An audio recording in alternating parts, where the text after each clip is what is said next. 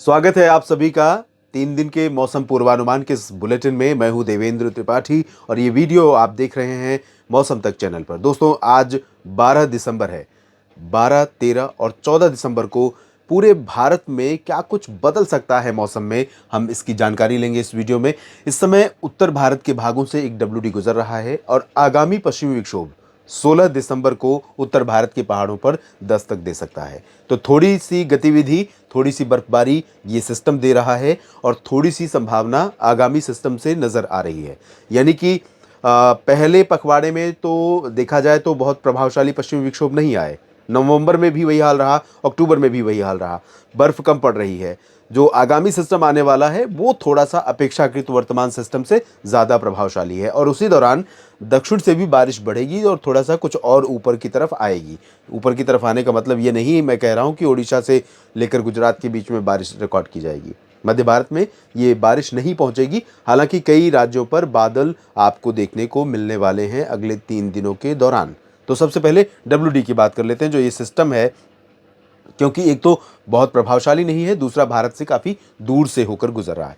तो ऐसे में इसका जो इम्पैक्ट है भारत के ऊपर वो वेस्टर्न हिमालयन रीजन पर, गिलगित बाल्तिस्तान मुजफ्फराबाद के पूर्वी रीजन में, लद्दाख के कुछ हिस्सों में, जम्मू कश्मीर के पूर्वी भागों में और हिमाचल तथा उत्तराखंड के ऊपरी यानी उत्तरी क्षेत्रों में आज संभावना दिख रही है। ऊंचाई वाले क्षेत्रों में कहीं पर बर्फ गिर सकती है और मिड या लोअर रीजन में इन उत्तरी क्षेत्रों में हल्की वर्षा या हेल स्टॉर्म यानी ओले गिरने की संभावना यहाँ पर रह सकती है। और इसी तरह की संभावना आपको यहाँ पर दिख सकती है सिक्किम और उप हिमालयी पश्चिम बंगाल के रीजन में, यानी गैंगटोक और सिलीगुड़ी, जलपाईगुड़ी, दार्जिलिंग का जो ऊपरी इलाका है, हायर रीचेस हैं, और अरुणाचल के जो ऊपरी हिस्से हैं, पर्वतीय क्षेत्र, यहाँ पर भी कुछ इलाकों में हल्की बर्फबारी और ओलावृष्टि की संभावना यहाँ पर बन सकती है।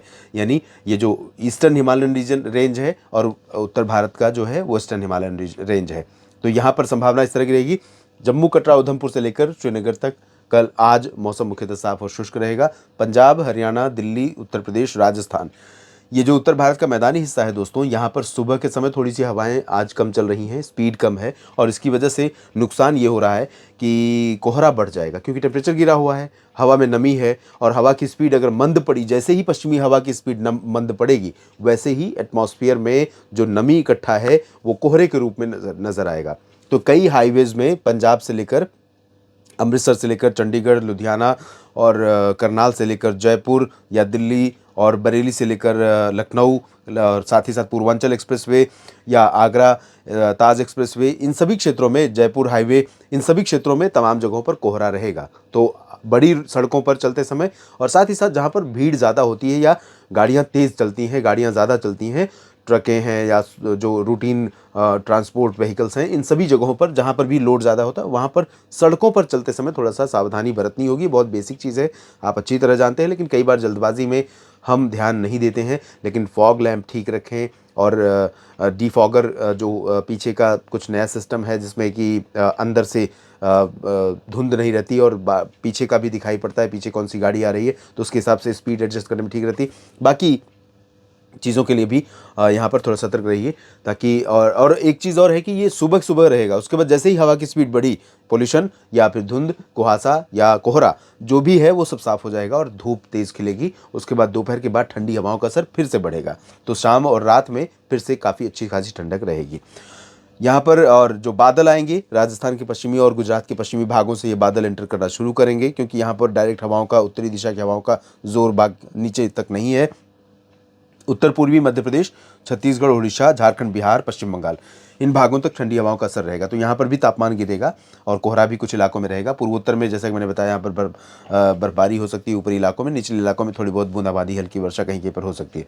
पश्चिमी क्षेत्रों से ये बादल एंटर करेंगे तो महाराष्ट्र, दक्षिणी राजस्थान, दक्षिण पश्चिमी मध्य प्रदेश, महाराष्ट्र, इन भागों से होते हुए छत्तीसगढ़ के कुछ भागों तक ये बादल पहुँचेंगे और ये बादल 2-3 दिन तक यहाँ पर नजर आने वाले हैं, आते और जाते रहेंगे बीच बीच में। कभी आपको किसी एक रीजन में ऐसा लग सकता है, जैसे मान लीजिए उज्जैन, देवास, सीहोर या जयपुर, बूंदी, बारां, झालावाड़ या फिर मेहसाना, पाटन या फिर बैतूल की बारिश तो नहीं होने वाली है, लेकिन ये बारिश देने वाले बादल नहीं हैं, ये मैं आपको क्लियर कर दूं। सिर्फ और सिर्फ धूप को ये रोकेंगे, उज्जैन, इंदौर से लेकर सीहोर और बैतूल, होशंगाबाद, छिंदवाड़ा तक।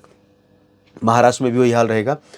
दक्षिण भारत के क्षेत्रों में यहाँ पर तटीय आंध्र प्रदेश में, तटीय तमिलनाडु में कई जगहों पर हल्की वर्षा हो सकती है। केरल में अधिकांश जगहों पर मध्यम से तेज बारिश की संभावना है।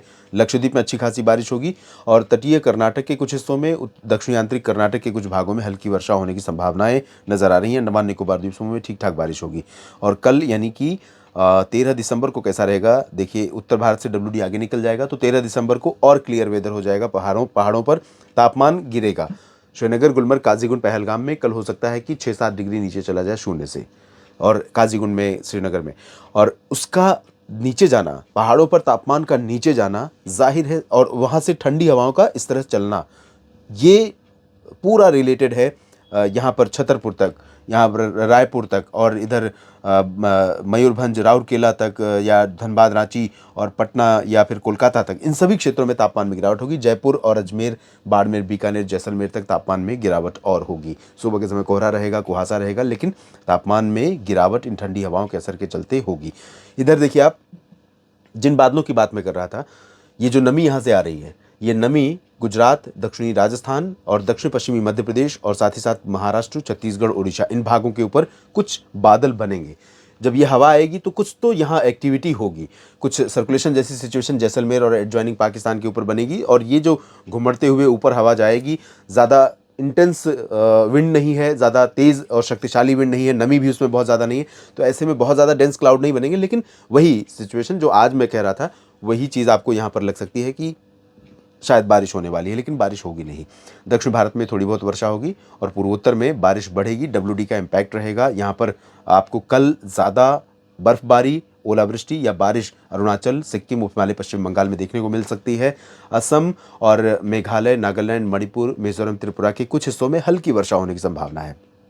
बात 14 दिसंबर की, 14 दिसंबर को पूर्वोत्तर में भी क्लियर वेदर, उत्तर भारत में भी क्लियर वेदर, ठंडी हवाओं का असर पंजाब से लेकर पटना तक, और ये जो बादल हैं मध्य प्रदेश से लेकर राजस्थान के पूर्वी क्षेत्रों तक दिखाई दे सकते हैं, गुजरात तक दिखाई दे सकते हैं, दिल्ली और हरियाणा के दक्षिणी क्षेत्रों में भी ये बादल पहुंच सकते हैं। आपको ऐसा लग सकता है कि ये बादल यहाँ पर कुछ बारिश देने वाले हैं, लेकिन ऐसा लगता नहीं है, मुझे नहीं लगता, क्योंकि ये बहुत मीडियम और हाई क्लाउड होंगे, लोअर लेवल पर नहीं बनेंगे, जिससे इनकी मोटाई बहुत कम रहेगी और इनमें चार्ज कम रहेगा, करंट कम रहेगा, तो ऐसे में चांसेस बहुत कम रहेंगे। उड़ीसा, छत्तीसगढ़ में भी ड्राई वेदर रहेगा और मुंबई से लेकर यहाँ विशाखापट्टनम तक ड्राई वेदर रहेगा, लेकिन तटीय भागों में, पूर्वी तटों पर, क्योंकि नॉर्थ ईस्ट मानसून थोड़ा सा स्ट्रांग हो रहा है, तो तटों पर यहाँ पर बारिश फिर से बढ़ने की संभावना दिखाई दे रही है। जो तमिलनाडु और दक्षिणी तटीय आंध्र प्रदेश का रीजन है, धीरे धीरे ये आंतरिक इलाकों पर पहुँचेगी, तो पूरा साउथ पेनिनसुलर रीजन अफेक्टेड होगा तेज़ बारिश के चलते। इस वीडियो में फिलहाल इतना ही। जानकारी ठीक लगे तो लाइक और शेयर ज़रूर कीजिए, और अपने क्षेत्र के मौसम के बारे में, वीडियो में दी गई जानकारियों के बारे में कमेंट बॉक्स में आप अगर लिखते हैं तो मुझे बहुत हेल्प मिलती है, और ये लगता है कि ये चीज़ें आपके काम की हैं।